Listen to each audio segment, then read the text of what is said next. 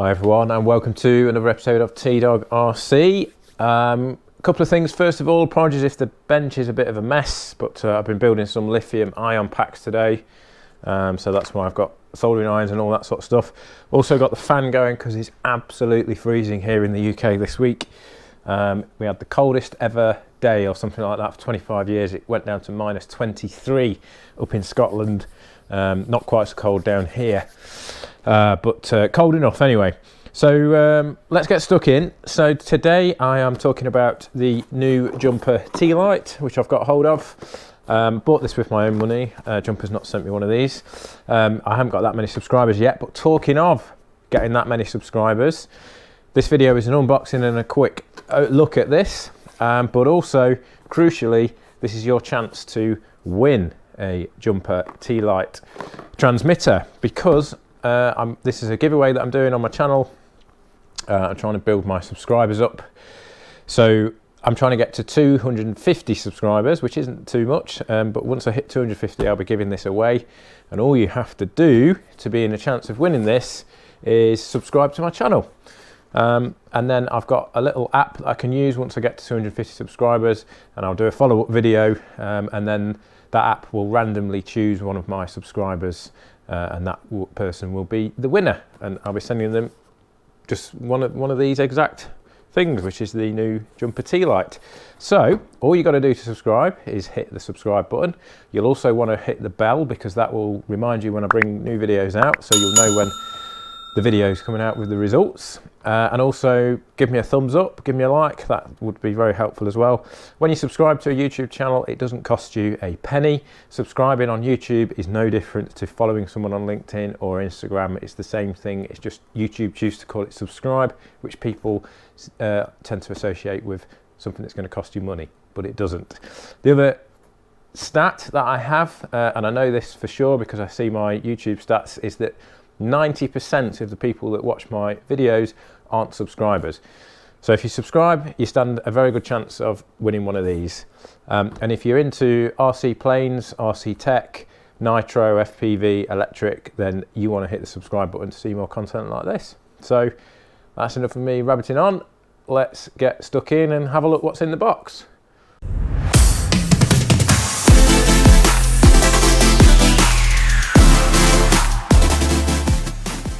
Right then, let's get this bad boy open. So this is brand new, obviously. I've just ordered this. So first thing in the box is some pretty funky looking stickers. They will be going to my little 3-year-old boy, so I shall put those to one side. You'll no doubt stick those all over the lounge. Jumper T-LITE quick start guide. So that's good to see that they've included that. Some of the specifications of it on there. What to do if you need some help. Runs OpenTX, so firmware on it is all based on OpenTX, which is good. And yeah, some quick overview of the basic controls of the radio. Now this here, this is a little adapter. I'll come back to that in a minute. Let's have a look at the main thing for now. So this is how it comes out the box. This is the mode 2 one, so throttle's on the left. And the reason I've bought one of these, as you may know if you have seen some videos on my channel, I use a Radiomaster TX16S, which is my main radio. Absolutely superb radio, love this to bits. Feels, you know, this is a real good quality radio, even though it's not that expensive. And this runs OpenTX as well, so I'm very familiar with OpenTX. This also runs OpenTX. And the reason I wanted one of these is because it's such a nice lightweight little thing. I want to get into doing a little bit more FPV, and that won't necessarily always be down at my flying field where I take my big rucksack and all this sort of kit with me.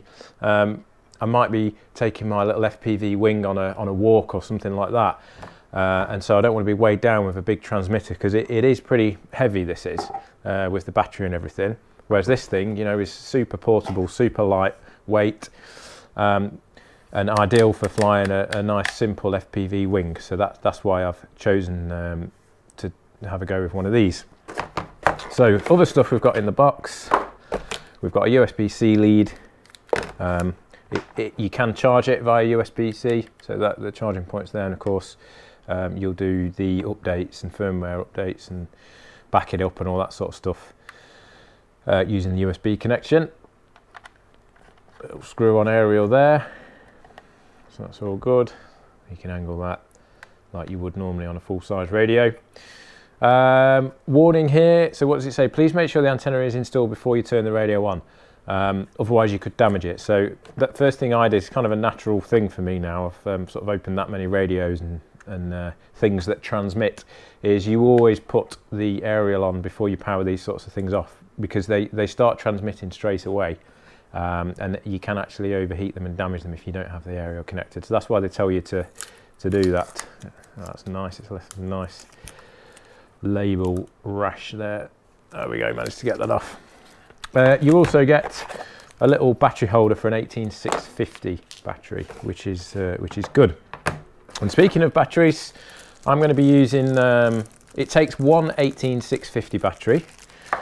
So I've ordered one of these. This is a Samsung 30Q, 3000 milliamp, and crucially, this is a 20 amp discharge. So this is a high discharge lithium ion battery. And the reason I've chosen a high discharge is because I am going to be using, talking about FPV, I'm going to be using my TBS Crossfire Nano with this. So I bought this a few months ago, but haven't actually got it set up yet. I must admit, when I first bought it, I assumed that this was the one that went on the back of the Radio Master TX16, but it doesn't. That's the Micro. This one's the Nano. I didn't realise that when I ordered it, but fortunately this fits onto this. So it fits onto the back using this adapter. So we've just got to open up the case on this and install this adapter and screw it in. Once we've got that installed, we can then connect the Crossfire Nano. So this is going to be perfect for FPV. That's just going to sit there on the back like that.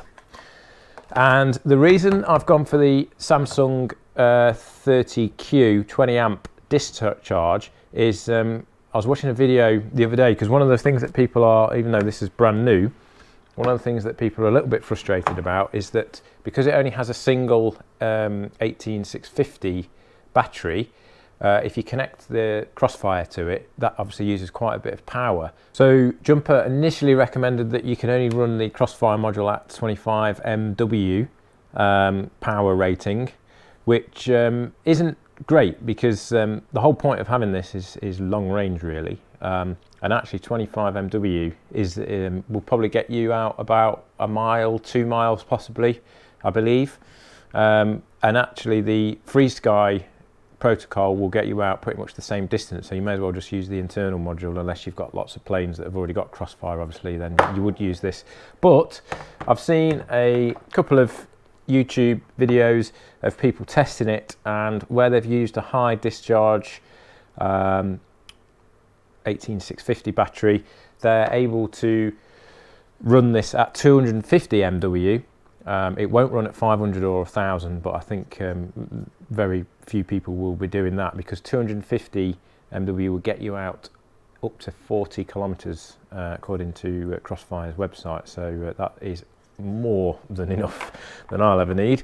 But that only works if you've got a decent 18650 basically. The only thing of course you have to watch out for is how long it's going to last, because that will suck a fair bit of power out of this. So in terms of, let's get this powered up. So there's another warning here. So first warning was to attach the antenna before you switch it on, and the second warning is to make sure that you put the battery in the right way around, because there's no polarity protection on this, and you will break it if you get it in the wrong way. There's another label in there upside down, but there we go. So please make sure the battery is correctly inserted. And then actually positive is there, negative's there, but it's actually quite hard to see those. You would think they would have made that a bit more obvious, since it's so critical that you get it the right way round. And then you should, on a lithium ion battery, you know, it's printed on there positive and negative, because actually sometimes they don't look too dissimilar each end, but you can tell that that one's positive. They also don't recommend using a button top lithium ion. You need to use a flat top like this. So let's get that in. Let's double check we've got that the right way round. Yeah, and that's similar issue to a lot of people have been saying is that is basically very loose, and what we've got to do is bend the contacts out, which is not ideal on a brand new radio.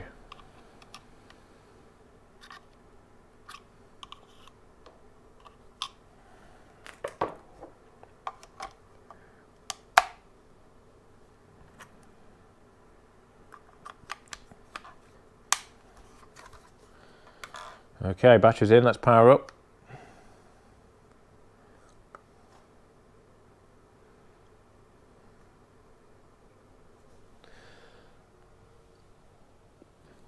And there we have some power.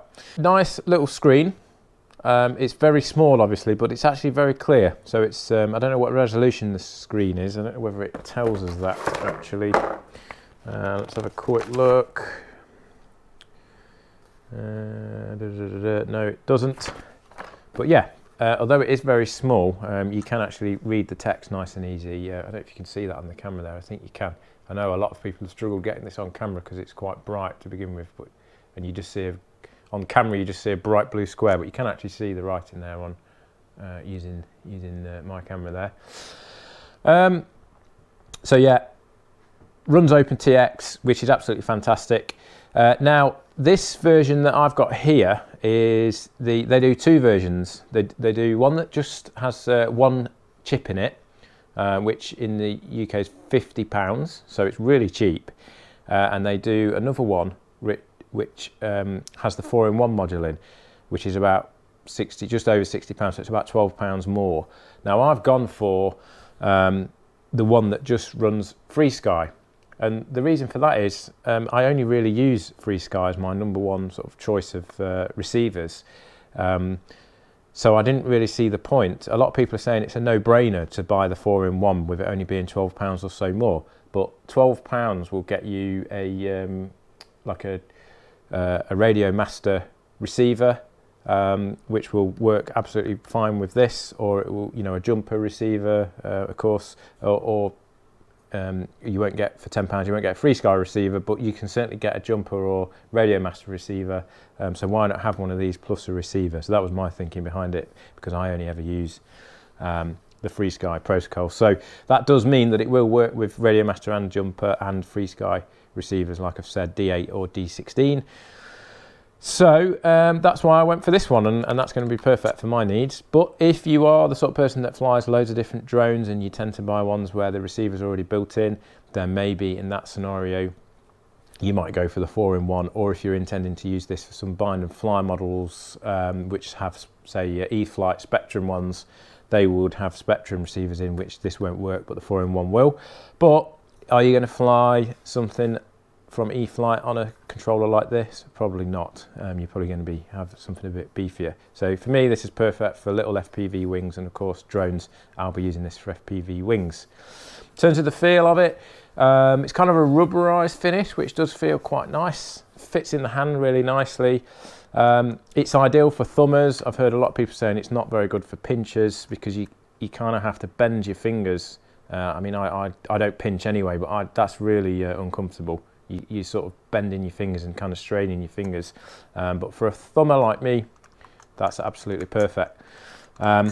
Gimbals are a little bit loose, so I'm going to have to probably go in and tighten those up. They are Hall effect gimbals as well, which is superb, so they'll be long lasting, but probably longer lasting than the radio, because it is £50. This isn't going to last forever. One of the things I think is going to happen very quickly is that I expect this writing on here will get worn off. It already looks like it's wearing off now, and obviously this is brand new out the box, but we'll have to see. It's got haptic feedback, so it's got a little motor in it to give you a bit of feedback. It's also got a speaker, so that's really good. SD card goes in there. I've bought an SD card for this, so I can put on obviously save all my models to it, and put on things like the sound packs, like the Amber sound pack and that sort of thing. And then you've got 4 switches. That one is a 2-way switch, that one's a 3-way switch, that one's a 3-way switch, and that one's a 2-way switch. So there's 2 2-ways and then 2 3-ways, which is quite limited. There's no sliders on it. For a straightforward FPV wing, that's going to be fine.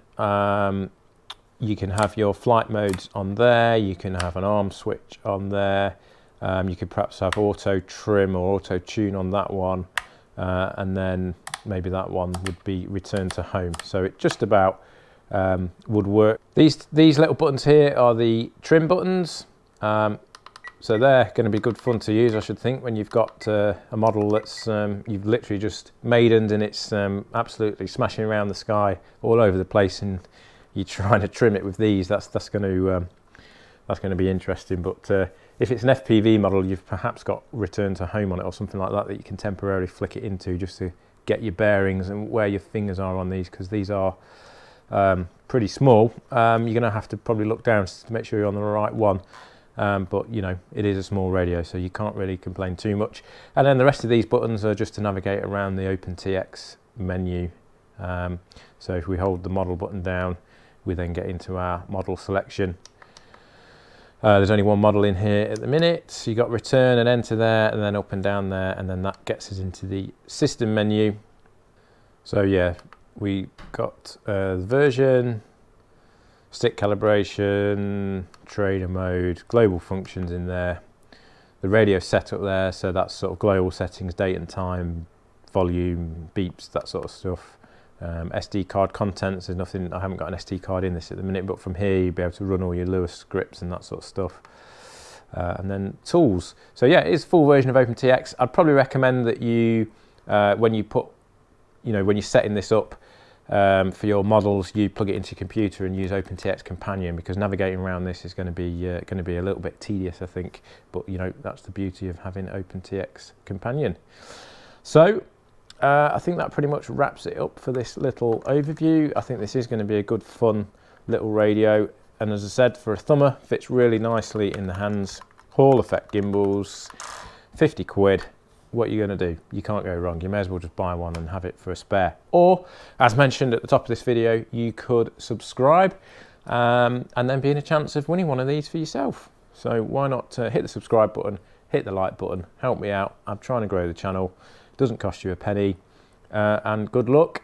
And I will be announcing the winner when I hit 250 subscribers, and keep a lookout for the video. I'll name it something pretty obvious so you won't miss it. But if you click the bell button as well, then you'll get notified anyway when I release a video.